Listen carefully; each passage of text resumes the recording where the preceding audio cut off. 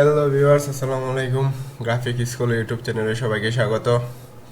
আজকে হাজির হয়েছি আপনাদের মাঝে আরও নতুন একটি টপিক নিয়ে। আজকে আমরা মূলত শিখব কিভাবে একটি বইয়ের কাভার পেজ ডিজাইন করা লাগে। আমার ডিসপ্লেতে আপনারা দেখতে পাচ্ছেন একটি কাভার পেজ আছে, এটা মূলত আমার ডিজাইন করা। আমি সেম আর একটা ডিজাইন করে আপনাদের দেখাবো। যে দেখেন, একটা কাভার পেজের তিনটা পার্ট।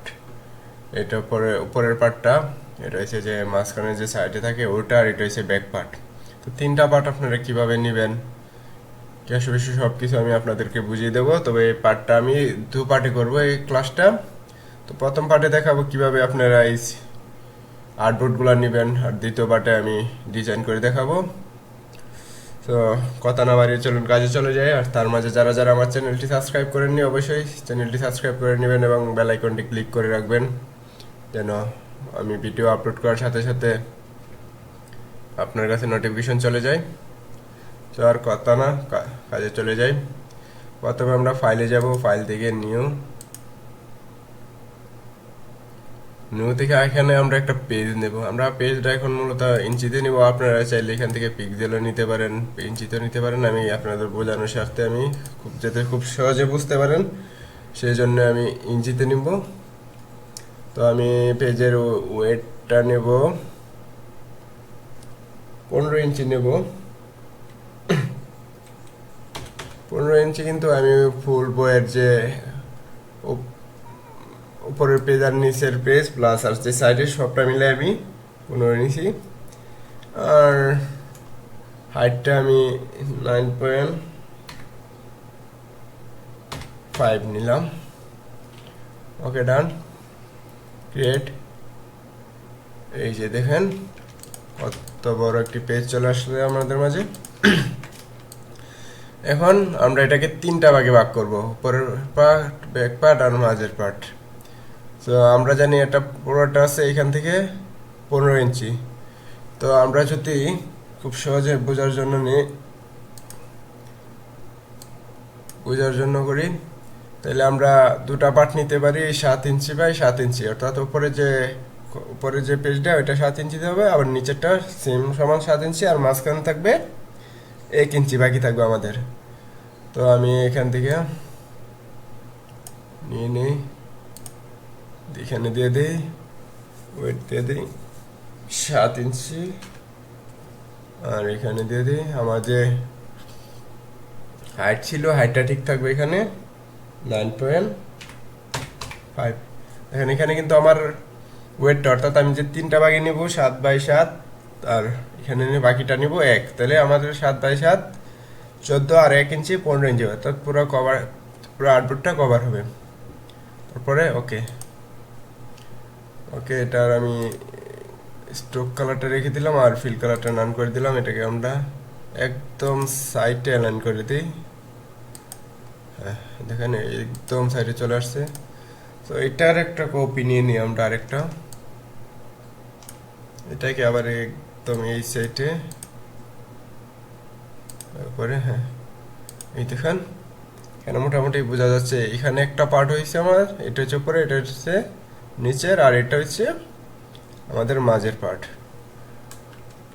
তিনটা পার্ট অলরেডি আমাদের হয়ে গেছে। স্ট্রোকগুলো আমরা একটু কমিয়ে দিই,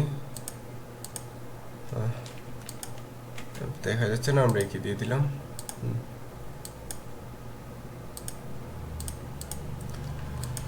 এখন আমরা জানি প্রত্যেকটা কাজের জন্য আমরা সাপোজ খাতাতে লেখার সময় আমরা মার্জিনটা নিয়েছি, ওইখানে যেহেতু আমরা লেখালেখির কাজ হবে, মার্জিন অবশ্যই দরকার, যেন আমাদের প্রিন্টের সময় আমাদের লেখাটা কাটা না পড়ে, অথবা যেন একটা সৌন্দর্য বজায় থাকে।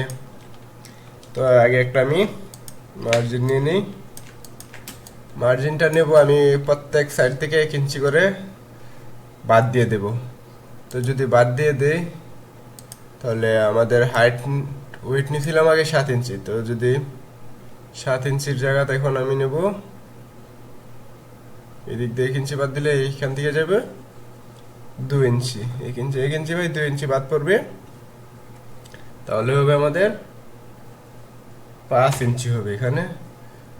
আর যদি 9.5 থেকে 9.5 থেকে আমরা 2 বাদ দিই, 7 7 দেখবে 7.5।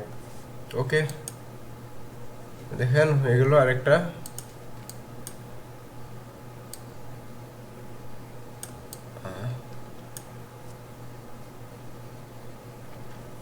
যদি একটু ছোট হয়ে গেছে, আমরা একটু বড় করে নিই এটাকে। চাইলে মন মতো এটা একটু সাইজ দিতে পারবো। হয়ে গেছে, এখন মোটামুটি চলে। এখন আমরা দেখেন এই দিক দিয়ে কিন্তু একদম নিচে, এই দিক দিয়ে সাইডে এসে পড়ছে। আমরা এই যে আমরা প্রথম আউটপুটটা আছে, প্রথম ইয়েটা নিচ্ছি, ওটার মাঝখানে আমরা এটাকে অ্যালাইন করে দেব। তো এটা পুরোটা সিলেক্ট করে অ্যালাইন টু,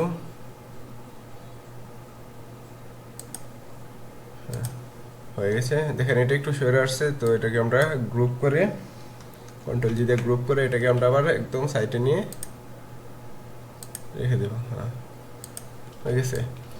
এখন যদি চাই আমরা এখানে নতুন একটা রাখতে পারবো, অথবা এটাকে ডিলিট করে এটাকে কপি করে এখানে বসাই দিতে পারবো, সমস্যা নেই। কারণ দুটোটার মার্জিন আমাদের সেম হবে, যেহেতু ব্যাক পার্টে অনেক সময় লেখা থাকে না, অনেক সময় অনেকগুলো ব্যাক পার্টে অনেক বেশি লেখা থাকে। হয়ে গেছে। এখন আমাদের কাজ আনগ্রুপ করে এটার যে হাইটটা, এটার হাইট রেখে সেম মাঝখানে অনেক সময় দেখেন বইয়ের একদম মাঝখানেও কিছু লেখা থাকে, লেখার জন্য অবশ্যই মার্জিন টানা দরকার। ওইটার জন্য মার্জিন, তো ওইটার জন্য মার্জিন নিতে হলে এটাকে আমরা কপি করে নিই। এটার সাইজটা এখন কত আছে, এটার সাইজ মতো দেওয়াটা দিতে পারলে এটাকে কপি করে নিই আমরা, এখানে রেখে দিয়ে একদম চিকন করে দিই প্রয়োজন মতো। যতটুকু দরকার আমাদের মার্জিনটা ঠিক ততটুকুই। এই যে দেখেন, আর একটু চল, হয়ে গেছে।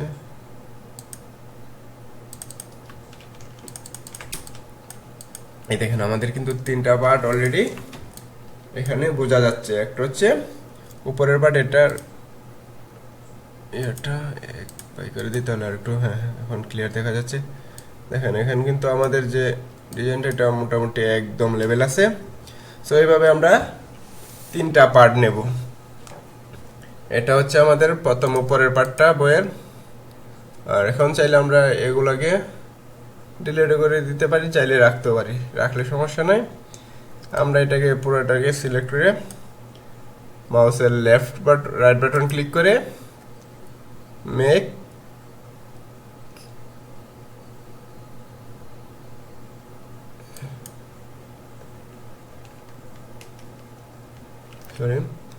এখানে আমরা এটাকে সিলেক্ট করে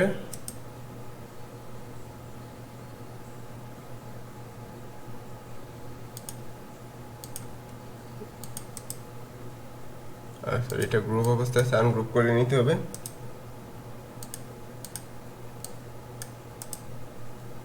ওটা নাই গ্রুপ, হ্যাঁ। এখন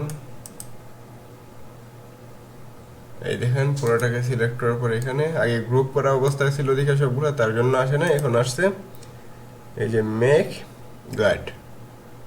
এখানে যদি দিতে তাহলে হয়তো আমাদের এখানে যে স্ট্রোক কালারটা কালো আছে সেটা থাকবে না, অথবা কাজের কোনো ডিস্টার্ব করবে না। সেই জন্য আমরা মেক গাইড দিয়ে দেবে, যাতে আমাদের ডিজাইনে কোনো প্রবলেম না করে।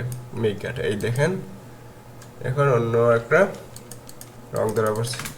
অবশ্যই এখানে কালো দেখা যাচ্ছে, তার কারণ হচ্ছে এখানে যে আমাদের প্রথম কভারটা নিয়েছিলাম, পেজটা নিয়েছিলাম, এটার এখানে স্ট্রোক কালারটা ছিল, স্ট্রোক কালারটা মূলত এখানে এটা কি আকাশি কালারের ধারণ করছে। আর এখানে তো আমরা নেই নেই, যে কারণে এখানে যে আমরা আর্টবোর্ডের স্ট্রোক কালারটা ওইটা দেখা যাচ্ছে।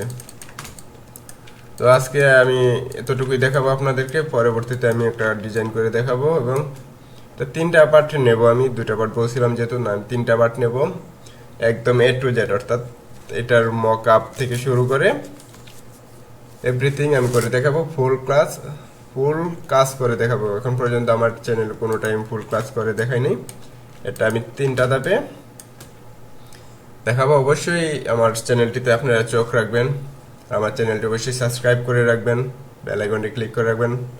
আর অবশ্যই আপনার মূল্যবান মতামত কমেন্ট বক্সে জানাবেন যে আসলে আমার কাজগুলো কি আপনারা শিখতে পারছেন কি না পারছেন না। আর যদি ভিডিওটা ভালো লাগে অবশ্যই একটা লাইক করে দিবেন। ধন্যবাদ, সবাই ভালো থাকবেন। আসসালামু আলাইকুম।